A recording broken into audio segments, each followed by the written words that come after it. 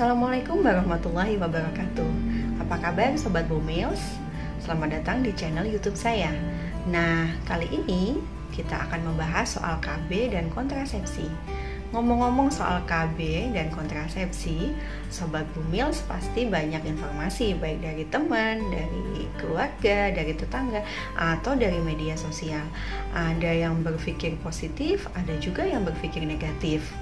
Nah, informasi itu nggak jarang bikin kita jadi bingung. Gimana sih cara memilihnya? Atau KB apa sih yang aman? Oke, sebelum kita masuk ke tips dan cara memilih KB yang baik, Sobat Bumils perlu tahu juga dong, kenapa sih keluarga berencana itu perlu kita ikuti? Keluarga berencana adalah program untuk mengatur kehamilan, kelahiran anak, jarak usia ideal melahirkan. Nah, tujuannya tentu saja untuk mewujudkan keluarga yang berkualitas. Nah, saat ini keluarga berencana dilakukan berbasis dengan hak. Apa itu? Yaitu setiap pasangan dan individu bebas dan bertanggung jawab dalam memperoleh informasi, keamanan, dan efektivitas setiap cara kontrasepsi, serta memutuskan apa yang akan dilakukan. Nah, keluarga berencana ini diwujudkan dengan cara kontrasepsi. Dengan program keluarga berencana, kita turut menurunkan 30% dari angka kematian ibu dan juga 10% dari angka kematian anak. Jenis kontrasepsi sendiri ada dua macam. Yang pertama adalah kontrasepsi bukan jangka panjang. Sobat Bumils bisa lihat di gambar ada suntik, pil, metode amenorelaksasi, kondom, sperma terputus, dan pantang berkala. Kemudian yang kedua adalah kontrasepsi jangka panjang.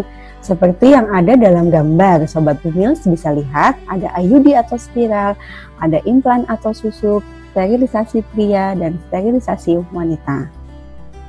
Kemudian bagaimana sih penggunaan KB di Indonesia? Di sini bisa kita lihat. Nah, 57,2% Sobat Bumils orang Indonesia menggunakan KB modern. Tapi coba kita lihat. Yang tersering digunakan adalah suntik dan pil. Ya enggak? Sobat Bumils pasti banyak berpikir bahwa suntik dan pil adalah yang banyak digunakan dan yang paling aman untuk ibu-ibu. Kemudian kita lihat, padahal dalam 12 bulan data yang melakukan penghentian KB adalah pil, suntik, dan kondom. Jadi pil dan suntik ini banyak digemari, tapi banyak juga yang berhenti dalam 12 bulan penggunaan. Nah, sekarang kita masuk ke tips bagaimana cara memilih kontrasepsi. Tips yang pertama, kenali fase kehidupan di mana kita berada sekarang. Ada 3 fase dalam kehidupan, di mana yang pertama adalah fase menunda kehamilan, yaitu pada usia kehamilan kurang dari 20 tahun. Di sini adalah pilihan-pilihan jenis kontrasepsi yang sesuai dengan fase tersebut dari urutan yang paling sesuai. Ya, kemudian yang kedua adalah fase menjalankan kehamilan selama 2-4 tahun di setiap kehamilannya. Nah, di sini terjadi pada usia 20-35 tahun. Nah, mungkin Sobat Bumils lebih banyak ada di fase kehidupan ini. Nah, dalam fase kehidupan ini yang dianjurkan adalah sesuai dengan urutan IUD, suntik, mini pil, pil, implan, atau sederhana. Jadi metode sederhana ini merupakan alat kontrasepsi yang paling akhir untuk dianjurkan pada fase ini.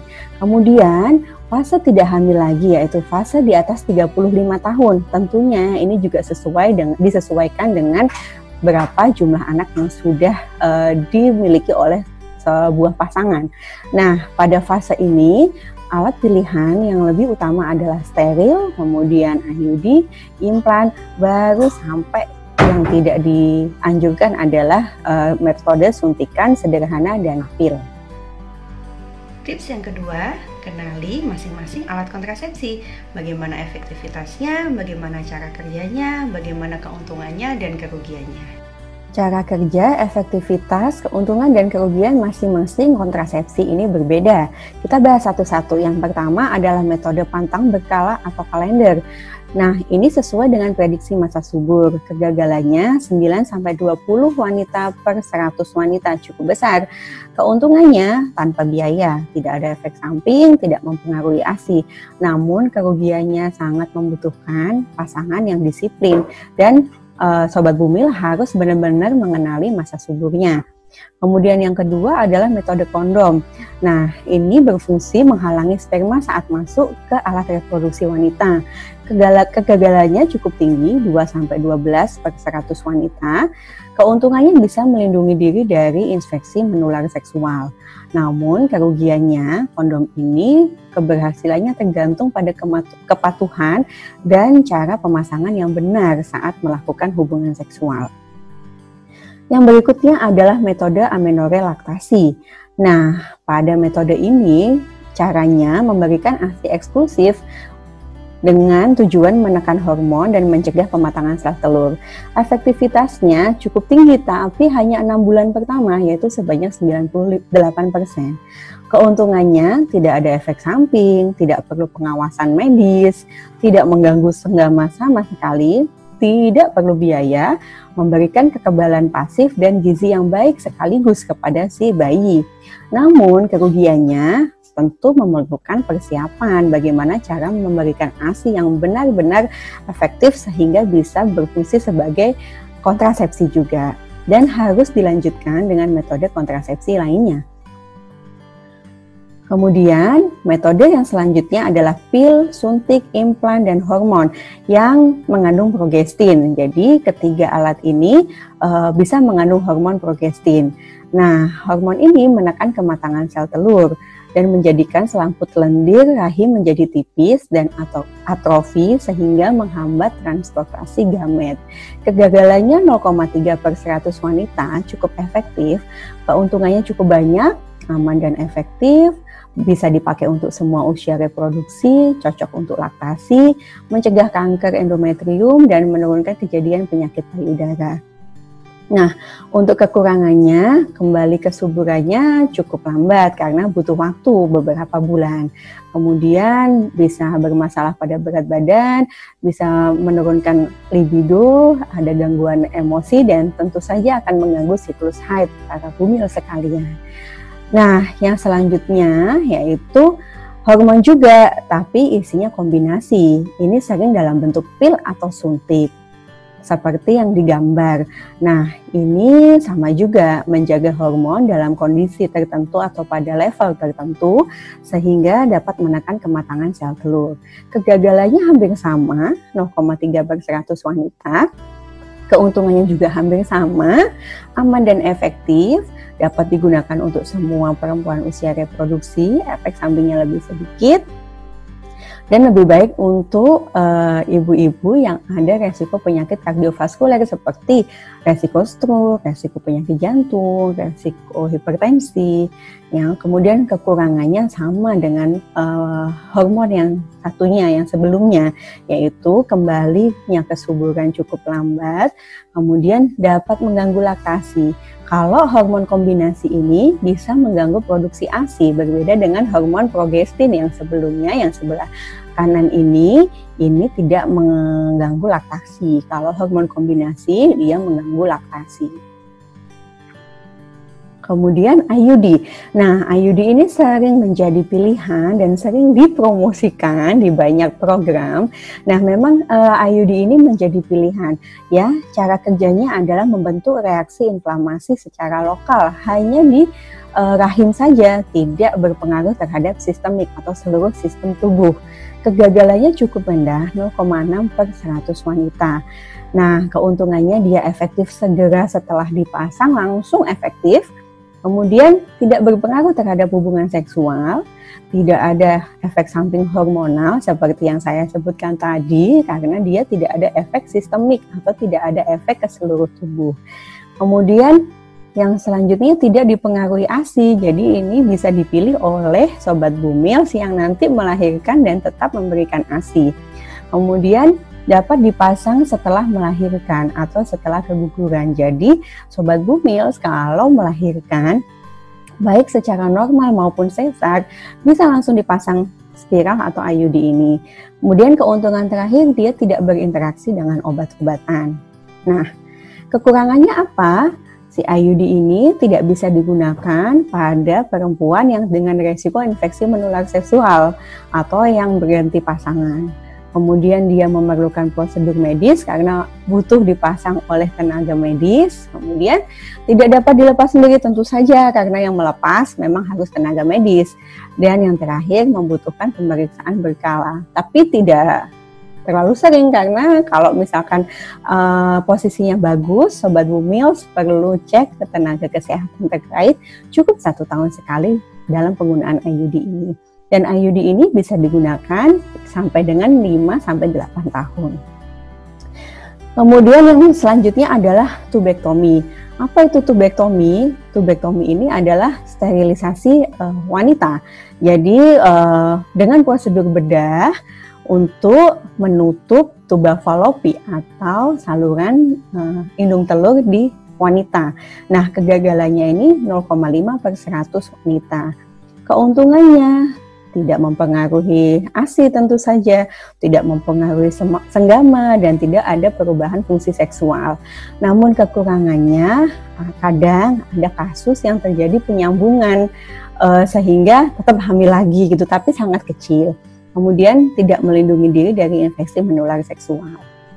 Nah, yang terakhir adalah vasektomi atau metode steril pada laki-laki. Nah, di sini dilakukan oklusi pada saluran vas deferens, yaitu saluran yang melakukan transportasi atau tempat lewatnya sperma.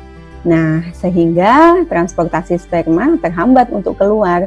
Kegagalannya 0,2/100 laki-laki. Jadi sebenarnya yang paling efektif vasektomi ini, Sobat Bumils. Nah, keuntungannya sangat aman, jarang ada kegagalan, dan efek sampingnya dan efeknya jangka panjang tentu saja. Kekurangannya, nah kalau vasektomi ini tidak segera langsung efektif, perlu minimal 20 kali ejakulasi atau kurang lebih sebanyak selama 3 bulan sampai benar-benar pria tersebut dinyatakan steril. Tips selanjutnya yang paling penting adalah kenali kebiasaan diri kita. Karena setiap alat kontrasepsi sebenarnya memiliki efektivitas, keuntungan, dan kerugian seperti yang sudah dijelaskan sebelumnya. Nah, berhasil atau tidaknya bergantung pada diri kita sendiri bagaimana kita menggunakannya dengan baik dan benar. So, kenali kebiasaan kita merupakan hal yang paling penting. Kenali diri, apakah kamu termasuk memiliki siklus haid teratur. Yang memiliki siklus haid teratur ini tentu bisa menggunakan metode kalender. Kemudian bisa saling mengontrol saat berhubungan seksual. Bagi Sobat Bumils dan pasangan yang tidak bisa saling mengontrol saat berhubungan seksual, tentu senggama terputus dan penggunaan kondom bukan menjadi pilihan. Kemudian, apakah Sobat Bumils disiplin minum obat? Bagi Sobat Bumils yang tidak bisa disiplin minum obat, ya jangan memilih pil, baik itu pil progestin saja ataupun pil KB kombinasi. Kemudian bisa mengingat jadwal dengan baik. Nah, bagi Sobat Bumil yang tidak bisa mengingat jadwal dengan baik, misalkan jadwal kontrol untuk suntik, ya jangan menggunakan metode suntik karena untuk menggunakan metode suntik, baik suntik 1 bulan maupun 3 bulan, Sobat Bumil harus benar-benar bisa mengingat jadwal kontrol dengan baik, jangan sampai terlambat. Kemudian apakah bisa menyusui dengan baik? Nah, bagi ibu-ibu yang benar-benar bisa disiplin dan konsekuen menyusui dengan baik, misalkan ibu-ibu yang tidak bekerja bisa mencoba menggunakan metode amenorrhea laktasi, tapi harus benar-benar mencari tahu ya bagaimana cara melakukan dengan benar. Kemudian apakah ibu memiliki faktor risiko IMS? Nah, pada ibu yang memiliki faktor risiko IMS atau infeksi menular seksual, sebenarnya yang paling baik tentu saja kondom, dan yang paling tidak dianjurkan adalah penggunaan spiral atau IUD.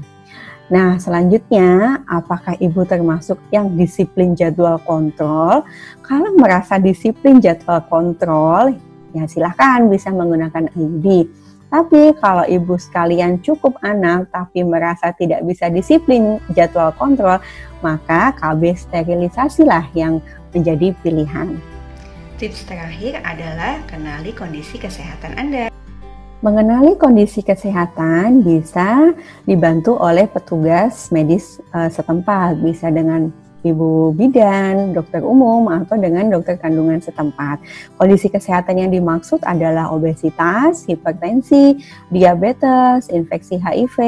Ini merupakan kondisi yang menjadi pertimbangan dalam memilih kontrasepsi. Ada banyak alat untuk melakukan penapisan kondisi kesehatan, bisa dengan lingkaran WHO, bisa dengan lingkaran CLOP, atau bisa dengan alat bantu dari Kementerian Kesehatan. Untuk itu, biar sesuai, silahkan konsultasikan dengan petugas medis setempat.